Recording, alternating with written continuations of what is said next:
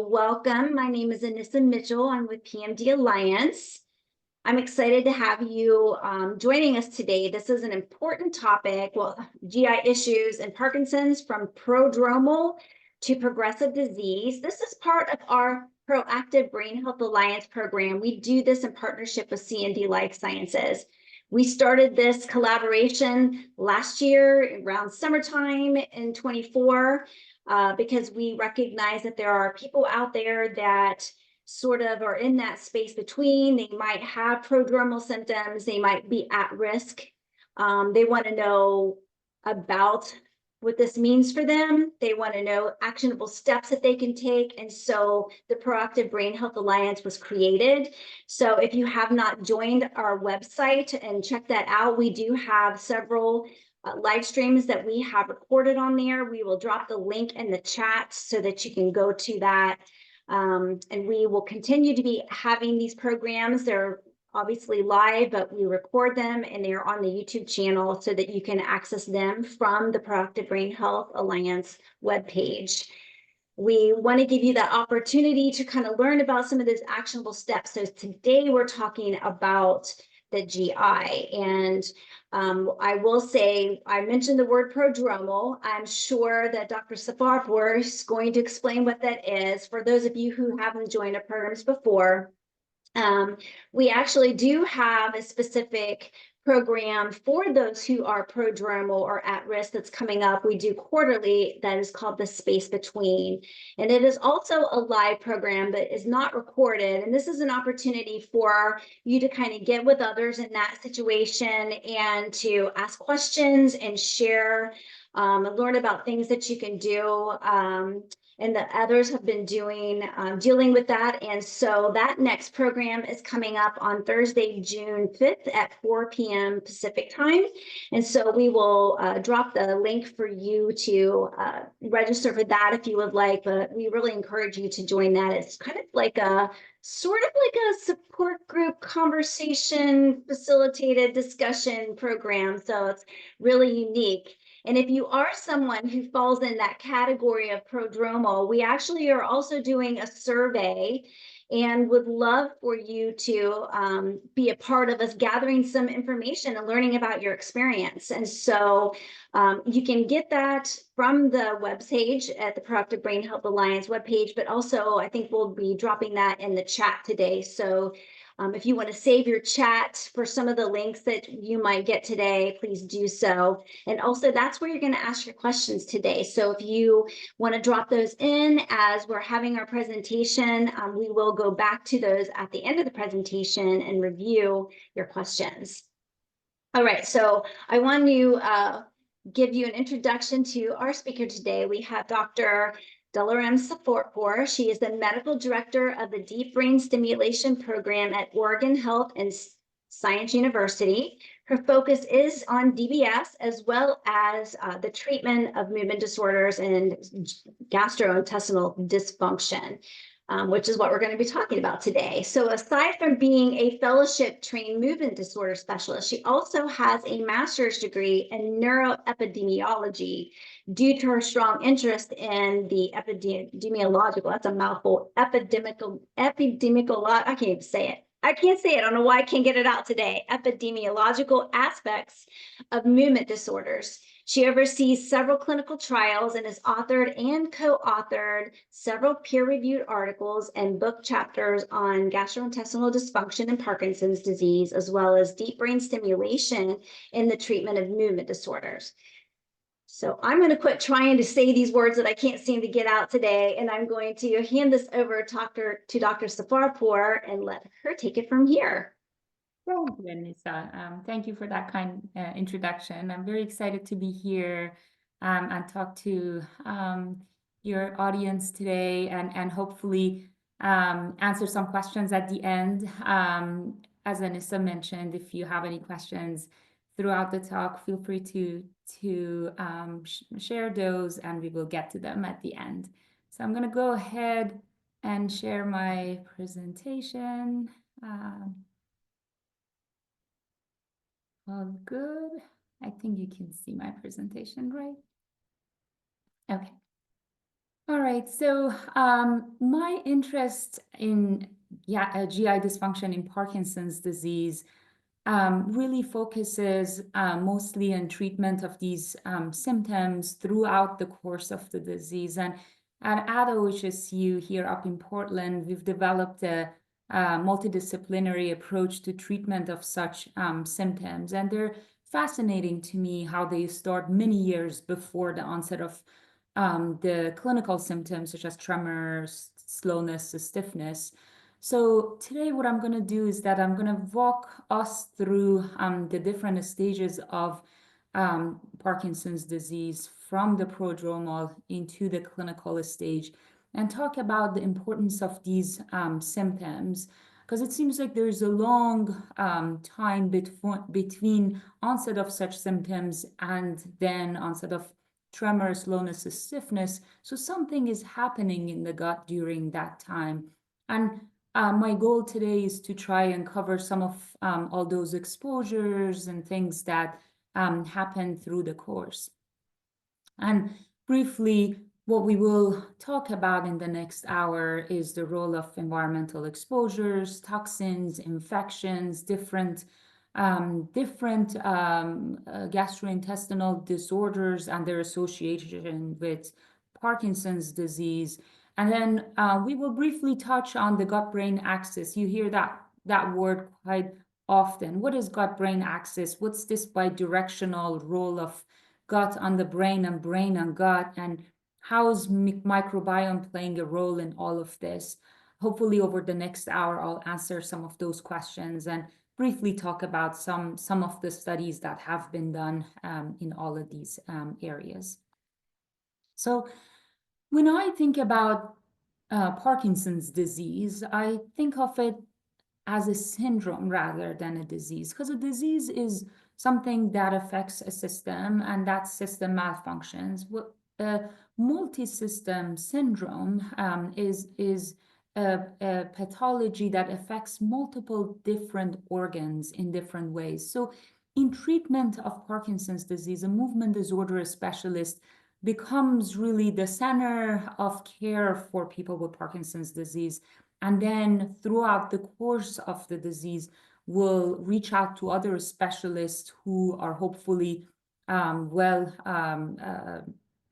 educated in Parkinson's disease. But the problem is when it comes to GI dysfunction can happen 2 decades before onset of motor symptoms. So often people have problems like gastroparesis, feeling like they can't eat a full meal, they feel full early, they have nausea, or they have irritable bowel syndrome with constipation, severe constipation. And these people don't yet have motor symptoms of Parkinson's disease. So they are in that area of undiagnosed or yet prodromal stage of Parkinson's disease that are still trying to navigate these GI symptoms before they see that this is actually part of a bigger syndrome. What we don't see in Parkinson's disease is the rest of the iceberg. We see the tip, which is really slowness, stiffness, tremor, which very often, actually, interestingly, my patients in clinic, when I talk to them, they say they're not that bothered by that shaky hand and they don't even want a treatment for it. Whereas when we sit and talk about what really affects their quality of life, it's the non-motor symptoms.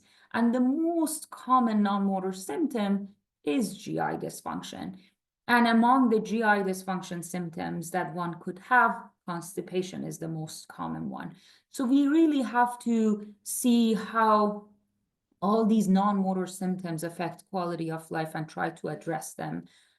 So one study by Dr. Ron Postuma and his colleagues looked at people who later developed motor symptoms of Parkinson's disease and found that these people, more than 2 decades before onset of motor symptoms, I don't know if you see my cursor or not, do you? Okay, wonderful. So these people, more than 2 decades before onset of motor symptoms, they developed non-motor symptoms, and non-motor symptoms that are highly associated with what we call synucleinopathy being Parkinson's disease, multiple system atrophy, a type of Parkinsonism that has more severe, what we call autonomic dysfunction, with constipation, low blood pressure, dizziness. These are the highly associated non-motor symptoms with synucleinopathies, REM, or dream enactment, REM atonia, people who act out their dreams, people who have lost a sense of smell, but also constipation and a whole slew of other non-motor symptoms can happen 2 decades before the onset of motor symptoms. And this is very interesting because it seems like this is maybe the stage that we can act on it. Is this the stage that we could potentially prevent onset of motor symptoms? Is this the stage that we could at least try to slow progression? These are all bigger questions that researchers are still trying to answer. And one of the ways of answering such questions is coming up with biomarkers. Biomarkers are kind of signatures of the disease in different ways. They could be radiological signatures of the disease, pathological signatures of the disease, and such signatures can tell us that this person, for example, that has constipation also have alpha-synuclein deposition, and so maybe this person in a few years is going to actually develop Parkinson's disease. So that's the area where everyone's focused on trying to figure out what can we do in this stage to perhaps at least a slow progression, because we think this is a stage that the pathology has already started. One hypothesis is this the stage that the enteric nervous system, the nervous system of the GI system, has already taken the effect of the pathology and doesn't have enough dopaminergic reserve and therefore is showing symptoms, but when it comes to the brainstem and the brainstem system of producing dopamine, maybe that has higher reserve, so it takes longer times for it to show symptoms. But these are all hypotheses that research is trying to answer. So like I said, Parkinson's disease is very common. 8.5 million people around the world are affected by it. But what is more important than that is that over the past 3 decades, it seems like the prevalence of Parkinson's disease has more than doubled. So something is happening. It must be something in the area of exposure, some toxins, something that we didn't have back in the days, and now we have it. Maybe it's some agricultural exposures. Nowadays, we know that all these different types of exposures that we have, they create what we call inflammation and dysbiosis, which I'm going to cover in a few slides what it means, but some sort of a balance towards negative or inflammation in the gut, that therefore that creates the onset of pathology and later on movement of the pathology to the brain. So some exposure is happening beyond what we had at as maybe the genetic causes even long time ago. So we talked about pathology. What seems to be the pathology in Parkinson's disease? Alpha-synuclein, that you hear this word very commonly, is a protein that is abundant in periphery and also in the brain, and is responsible for neurotransmitter signaling. What happens in Parkinson's disease is because of some oxidative stress or other processes, this protein starts being misfolded. The folding of the protein in a certain way that has to happen for it to be functional starts happening in a different way. Misfolding of this protein results in accumulation of different numbers of alpha-synuclein, development of the sheets of this protein and the position of it in the forms of Lewy bodies and Lewy neurites. So what you're seeing as Lewy body and Lewy neurites, these are really the hallmark of Parkinson's disease that we see in patients who are affected. And we see this deposition years before onset of motor symptoms within the enteric nervous system, the nervous system of the GI system. So the pathology has already started in the periphery before it goes to the brain. So one more word about pathogenesis. This is something that I often have questions about. So if my father and grandfather had Parkinson's disease, does that mean that I'm going to have Parkinson's disease as well or not? And it's important to know that 20% of patients with Parkinson's disease, they have the genetic forms of it.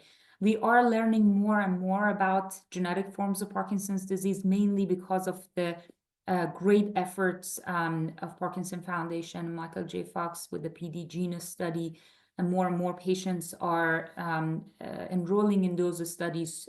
That way, we can understand better how the process of the disease progresses over years. But in general, our understanding at this time is that only 20% of cases are genetic.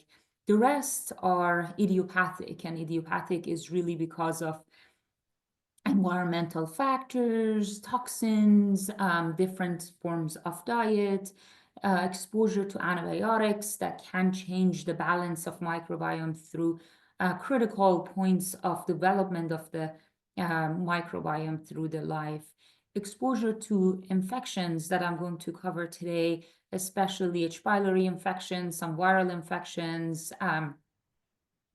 a process called the small intestinal bacterial overgrowth. All of these are different ways of kind of initiation of that misfolding and initiation of the process of the pathology.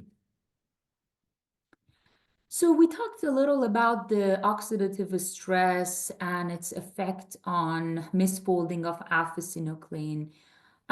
What else happens with chronic stress within the GI tract?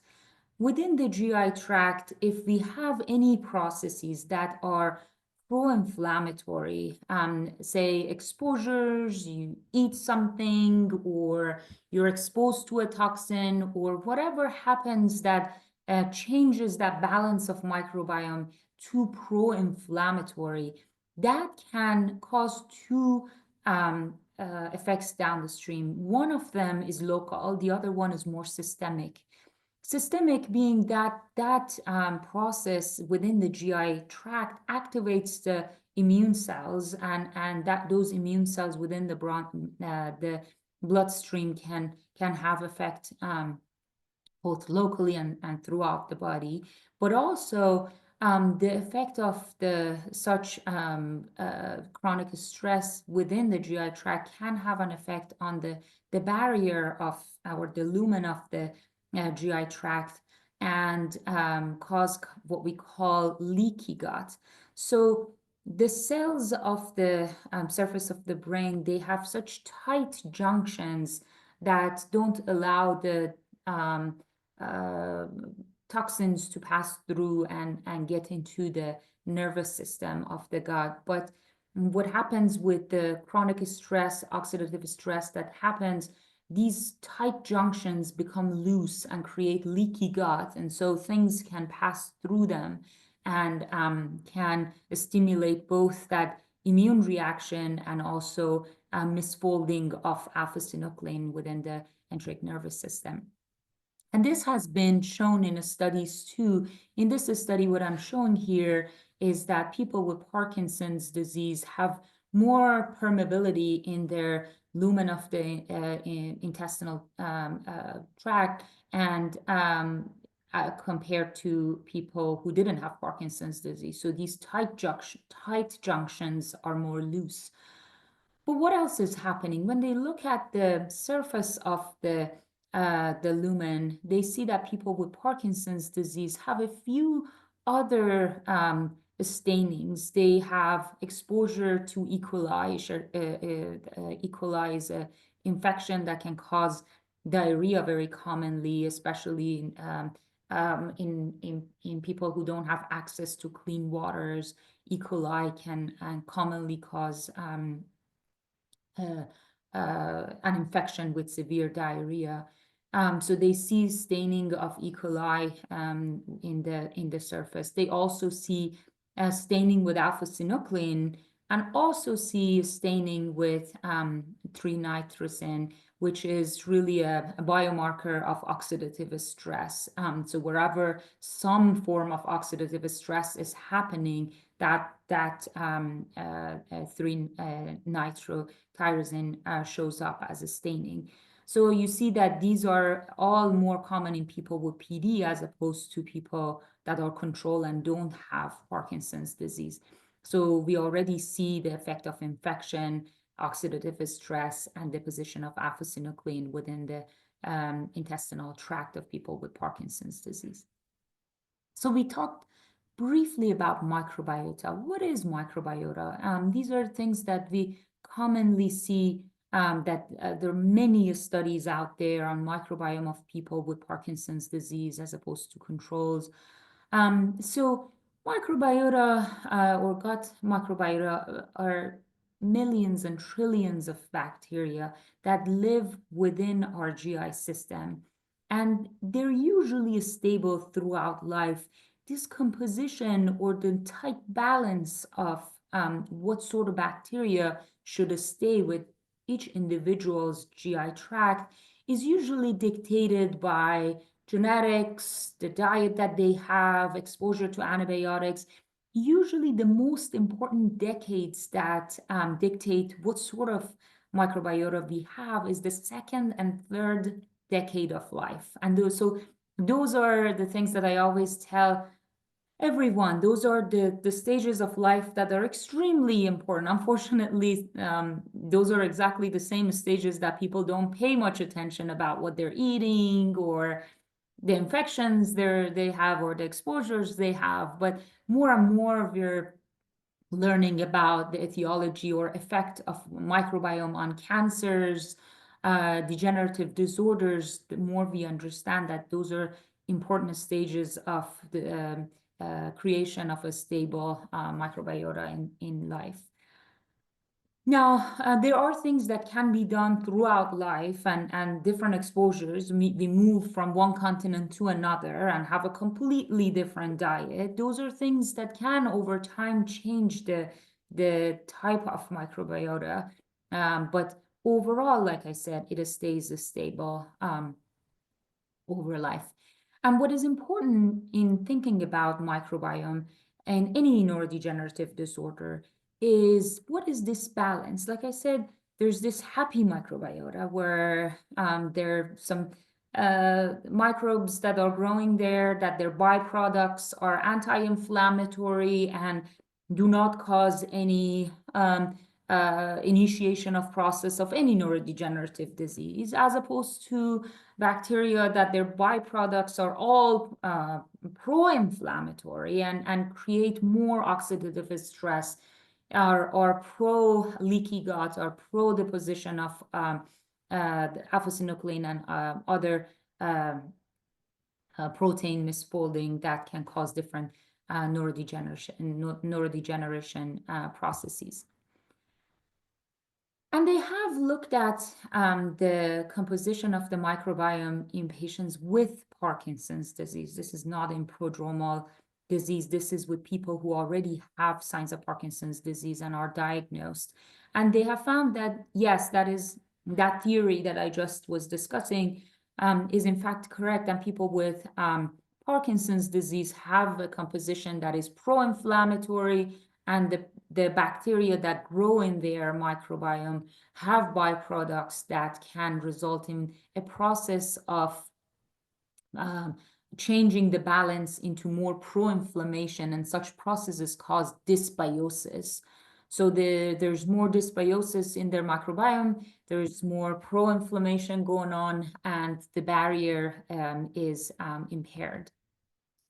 And they compared the composition of the bacteria in people who have Parkinson's disease and people who don't, or are healthy controls. And you see that the red ones are anti-inflammatory byproducts. These are all more in people who are healthy control as opposed to people who have Parkinson's disease. You see that these bars of people who are healthy control, don't have Parkinson's disease, are showing more byproducts of anti-inflammatory byproducts when compared to people who have Parkinson's disease. The black bar is pro-inflammatory, and you see that all of these pro-inflammatory byproducts are more in these people. Animal model studies too have confirmed this, and in this very famous study, I should say, Shannon et al., Sampson, I apologize, Dr. Sampson and their colleagues looked at their animal model of Parkinson's disease, and they saw that mice with Parkinson's disease that have a microbiome that is typical of Parkinson's disease. They show the signature of the disease in the brain. If you treat that microbiome with antibiotic and create a germ-free GI system, you will see that the signature in the brain kind of goes away and they have very limited symptoms.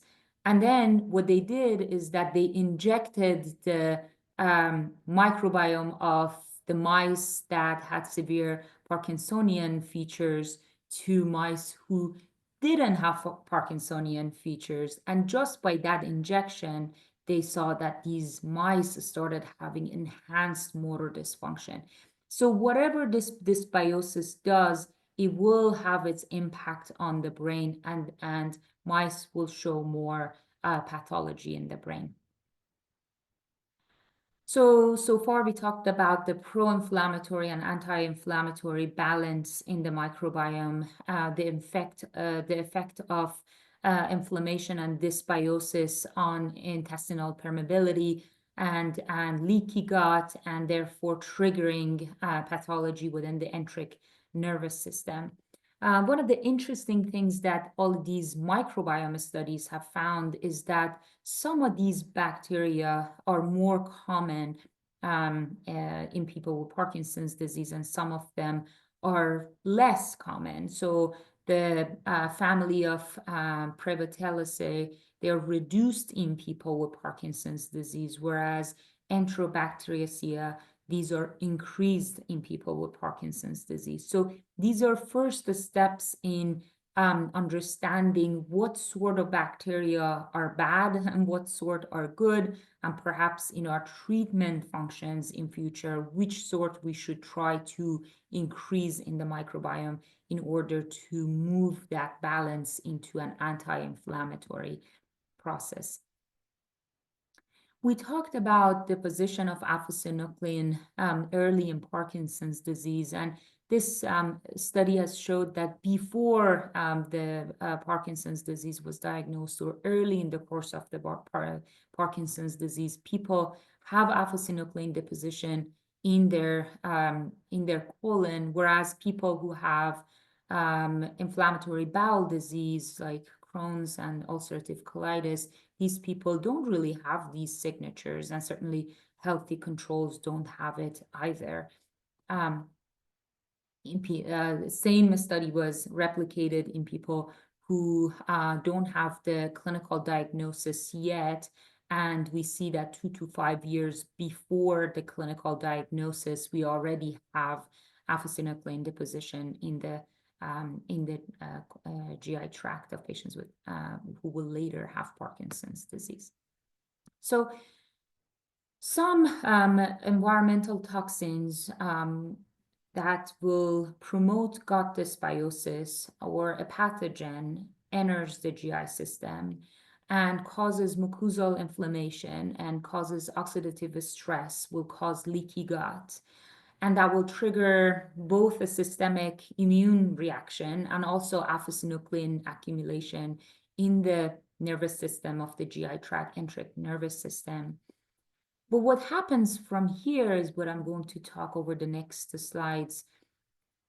is the transport or movement of these affected cells, cell by cell, and through the major highway of the nervous system from the gut to the brain. This transport happens through the vagus nerve, and you can think of the vagus nerve as the major highway that connects the gut to the brain stem, to the lower part of the brain, and then higher up midbrain and basal forebrain, and then cortical areas. This is the process that we think is responsible, at least in development of Parkinson's disease to some of patients with Parkinson's disease. And I showed that same slide a different way. The GI system, and this is if you think of this as alpha-synuclein, that the different parts of GI system will be affected. And this could be through infections, like infections that we will talk about in the next few slides, or some exposure. And then later on, through this highway, major highway that we said is the vagus nerve, gets to the lower part of the brain, and then the areas that will have an effect on the motor function, and later the cortex of the brain with more cognitive impairment throughout the stages of the disease. And this very interesting study showed that this theory is in fact correct. What they did is that they injected the alpha-synuclein into the GI tract of the rodents, and then they found that as they followed through, this went through the dorsal motor nucleus of vagus and then lower parts of the brain, and then affected the brain. So this pathway that I just described has been shown and has been validated that is a way of pathogenesis for some of the patients. You will hear about Brock hypothesis. And so what is Brock hypothesis? This is what we've been talking about, but we're putting a name on it now. Brock hypothesis was that we have a process of entry for initiation of the process. This could be through the olfactory neurons or through the enteric mucosal neurons in the enteric nervous system. Either of these will create initiation, and later on the progression of the disease will result in different motor stages that we talk about.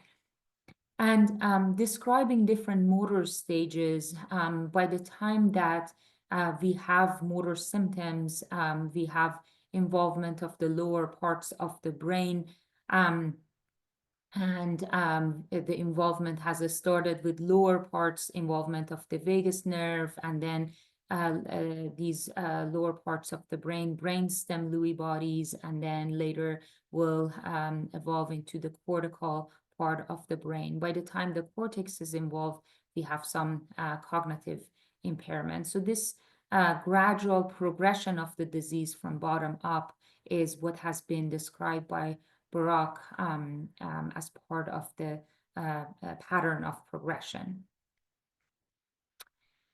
Now let's change directions a little bit and talk about role of infections. We often hear about H. pylori, Helicobacter pylori, and its role in initiation of the disease. And then I always get questions from my patients about its role in the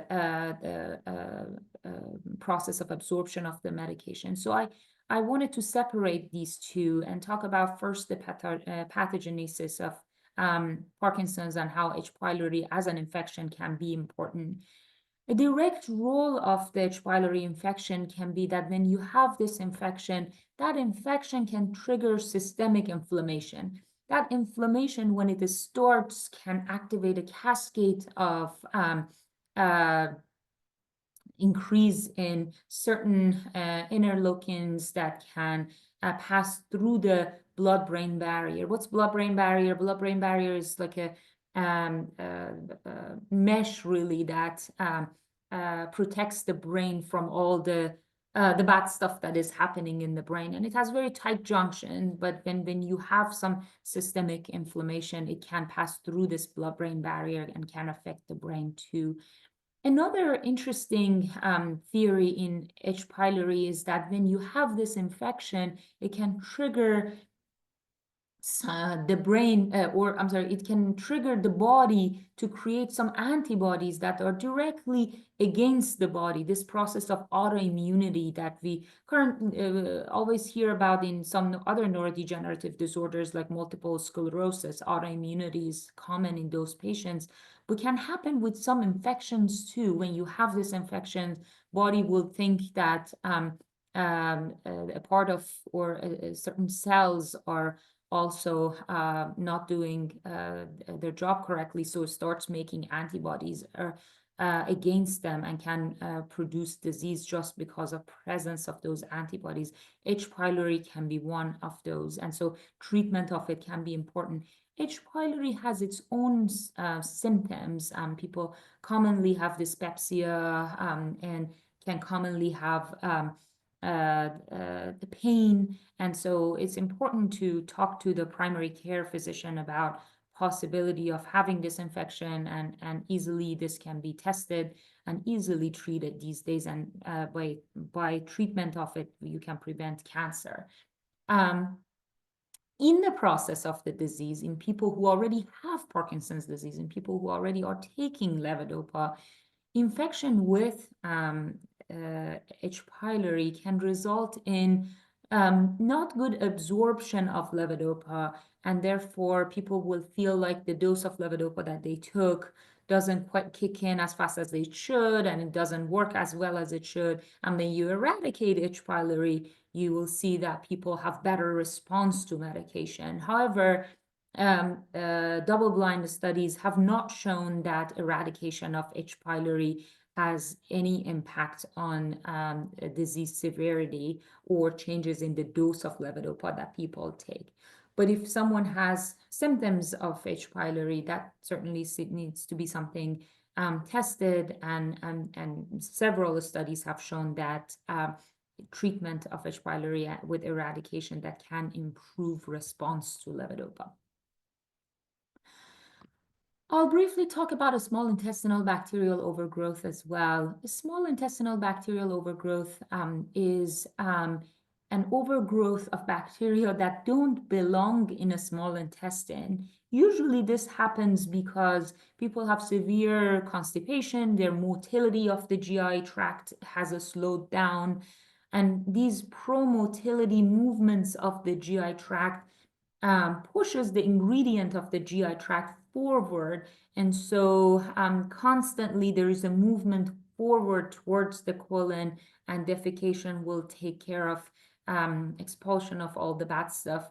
But when someone has severe constipation, motility is decreased, those bacteria can start moving up in more proximal parts or earlier parts of the GI tract and start growing where they don't belong. And that process is called a small intestinal bacterial overgrowth.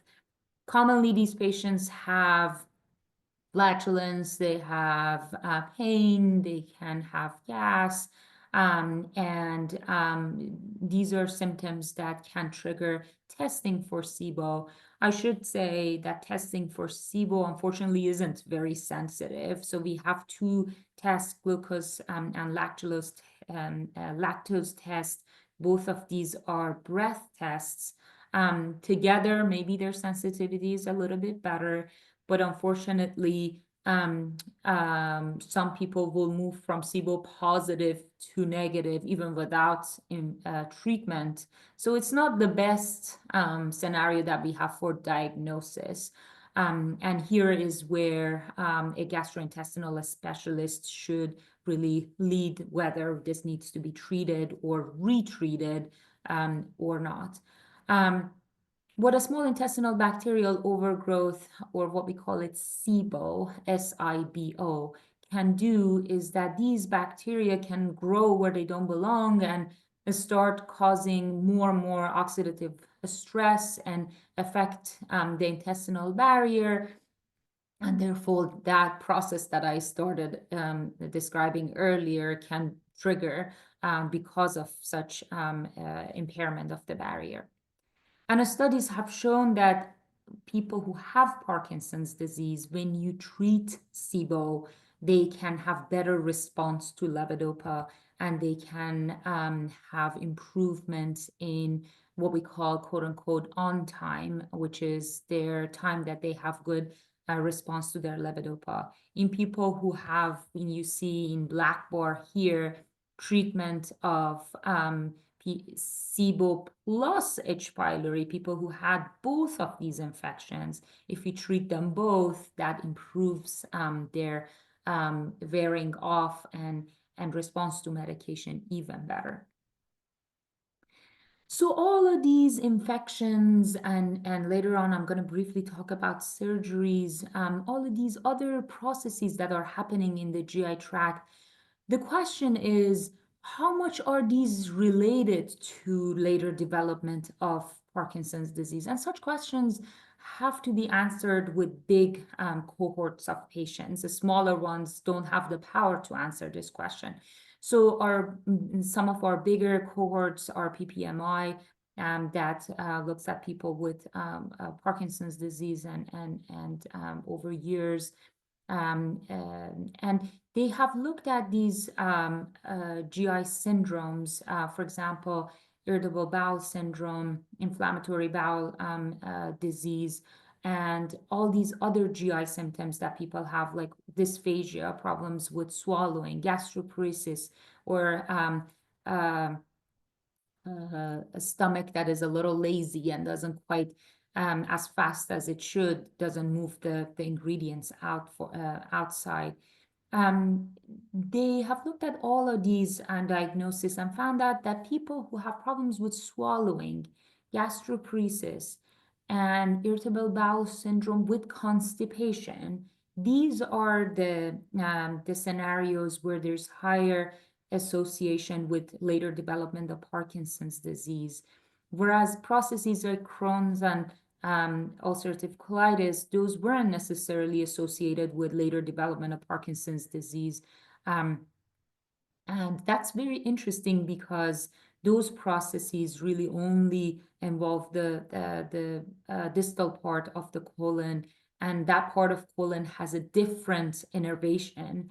And so maybe that's the reason that affecting that part of the nervous system doesn't really go through the vagus nerve. And so if you're not going through the high vague, it will not affect the brain. So that's an interesting a negative association that we don't, that kind of validates our previous theory.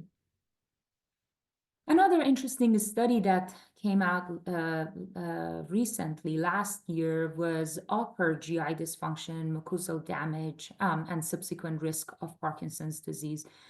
We talked about processes that involves the lower parts of the GI tract, like I said earlier, but because the studies showed that swallowing dysfunction, gastroparesis, these are more associated with Parkinson's disease, it makes sense to study and find out if damage to the mucosal layer of the lumen of the GI tract is associated with higher development of Parkinson's disease. So this is what this study did. And they saw that there is higher association with any upper GI mucosal damage that can happen because of, any processes like infections, processes like gastroesophageal reflux disease. All of these can cause mucosal damage, and therefore these are possible risk factors that in future you can have Parkinson's disease. One of the important things that we always find very intriguing is the appendix. And people who have had appendectomy, seems like later on they're less likely to develop Parkinson's disease. So they looked at appendix to find out if appendix is a site of the onset of the the pathology in Parkinson's disease. And they found that actually in the appendix, not just the layer that is usually affected, which what we call the submucosal layer, the layer right underneath the surface, which has the enteric nervous system, but also the mucosal layer is also showing presence of alpha-synuclein. And so this abundance of alpha-synuclein in appendix may be responsible for a site for initiation. And later on, studies that were on big registries, big cohorts like the Swedish registry and PPMI also looked at the people who had appendectomy and those who didn't, to see what is the prevalence of Parkinson's disease in either of these groups. And they found out that those who had appendectomy actually had less likelihood of development of Parkinson's disease. In red line, you see the people who had appendectomy as opposed to those who didn't, and you see that the incidence of Parkinson's disease is less in these. And also, if they were going to have Parkinson's disease, the age of onset of Parkinson's disease was later in people who had appendectomy. And another interesting part of this study was that people who didn't have this surgery or still had their appendix and lived in the rural areas, and those were more likely to have Parkinson's disease than others. And that's interesting because it also shows the possibility of exposure to maybe agricultural toxins and things like that. How about vagotomy? We talked about the vagus nerve and how this vagus nerve is the big highway of delivering perhaps bad pathology to the brain. In the past, people who had peptic ulcers disease, the surgery for treatment of that was cutting the trunk of the vagus nerve. And later on, epidemiological studies showed that those who had this truncal surgery, the cut of the vagus nerve, were less likely to show Parkinson's disease. Later on, as surgery got fancier and fancier, they decided we don't have to cut the trunk, we can just cut some of the branches. And then later, all these studies showed that those who actually just had the branch cut, they still showed the same number of Parkinson's disease prevalence as others. It was just the ones that had the major cut in the trunk of the vagus nerve that showed less prevalence of Parkinson's disease. So that tells us that this surgery it really cuts the connection between the gut and brain, and the gut being the mini brain, really. So all of these that we said, they also have been known for years that different parts of GI tract are involved in the process. And James Parkinson, that first described Parkinson's disease, talked about how different parts are involved. People with Parkinson's disease can have weight loss, droolings, problems with swallowing, nausea, constipation. All of these are way more common. And the pathology, the alpha-synuclein, really involves all parts of the GI tract, from the rectum all the way into the oral cavity. But what I describe as Barak theory doesn't really apply to everyone. Not everyone will start with the GI tract and later develop the process in the brain. In fact, another theory that is brain first versus peripheral nervous system first describes that some of the people may have the pathology in the brain first and later have GI involvement. And that's where we talk about how this is a kind of a dual highway, and there may be an overlap of both happening And so some people can have peripheral nervous system involvement of GI first, then the brain, and some others can have involvement of the CNS first and then the GI tract. So the pathology can move between the two and can in different stages involve different forms of problems. But what is very important is that people who have periphery first or body first form of Parkinson's disease, these people seem to have a lot more burden of non-motor symptoms. They have a lot of constipation, urinary dysfunction, sexual dysfunction. So these are people that we have to have multidisciplinary approach in treatment of them. We shouldn't rely on just having a neurologist or just the primary care.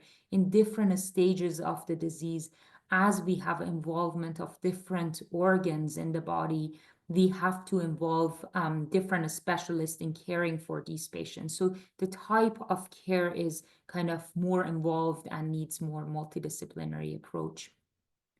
Briefly, let's talk about the fecal transplantation studies. There are several studies on fecal microbiome transplants, and these studies have shown that some of them have shown that you can have some improvement in quality of life, non-motor symptoms, definitely constipation, and some people even motor symptoms. The problem is that you often have to repeat the fecal motor transplant. And if you're doing that with an endoscopy or colonoscopy, these are very invasive procedures that are difficult and have their own side effects. So we have to be very careful with offering these. And I usually say only through a clinical trial.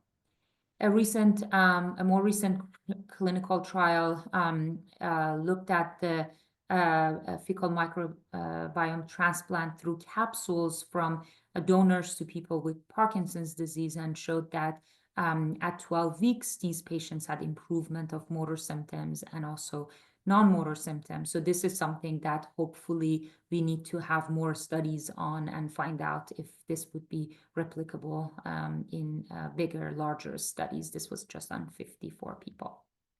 So like I mentioned, next steps for us are to confirm what are the signatures, what are the biomarkers, what are those important bacteria in the microbiota, and can we put them in a capsule, and how often should we give it to people? We're very thankful that we only have one stomach. Those who have more problems. So hopefully we're close to finding a solution in trying to improve the GI symptoms in patients with Parkinson's disease, both in prodromal stage and in the clinical stage. But definitely, it seems like the GI tract plays a major role in the process of the disease. So these are my group at the OHSU, and hopefully we have some time for some questions. We absolutely do have a few minutes at least, not a lot, but we have quite a few questions. So the first one, early on, you were talking about leaky gut. I think a lot of us have heard that terminology before, but can you fix it? Is there anything that people can do in order to, if they've been identified with that, to fix it? And that's a very good question. Leaky gut, the major problem of the leaky gut is inflammation. So if we can find a way to change that balance of the microbiome back to anti-inflammatory and prevent the processes that are involved in oxidative stress, including exposures, limit the exposures, limit the processed food, things like that, these are all hopeful measures that we can have to reverse that process. Awesome. We also had a question, can having gastroparesis lead to Parkinson's? I know people who have Parkinson's have gastroparesis, but can it lead it? So in the study that I showed, these are questions that can only be answered through huge, big studies to show if there is any association or not. But what we have to always be very careful with is that a lot of these studies show what we call association, but not really causation. It may be that it is associated. These two are somehow related, but gastroparesis isn't the cause of Parkinson's disease. It may just be that through the process of neurodegeneration, these parts are affected and these parts are causing problems. Like I said, maybe the GI tract is showing symptoms earlier, but the brain, because the reserves of the dopamine cells are higher, maybe will show the symptoms a little later. So association between swallowing dysfunction, gastroparesis, has been shown with Parkinson's disease, but these are associations, may not be causation. So we talked a lot about the microbiota. Can you recommend anything in terms of probiotics? Is kombucha helpful or eating fermented foods? And I tell you what, I answer these questions to all of my patients, and I always say, currently all of these studies that we have, they haven't shown any product that will be, you know, helpful in changing that balance into anti-inflammatory. Kombucha, a lot of these things, when I actually go through aisles and read them and like the ingredients to find if there is one that is legit, but a lot of them have different amounts of sugar. A lot of them are in cans, and cans themselves can be problematic because of the lining of it.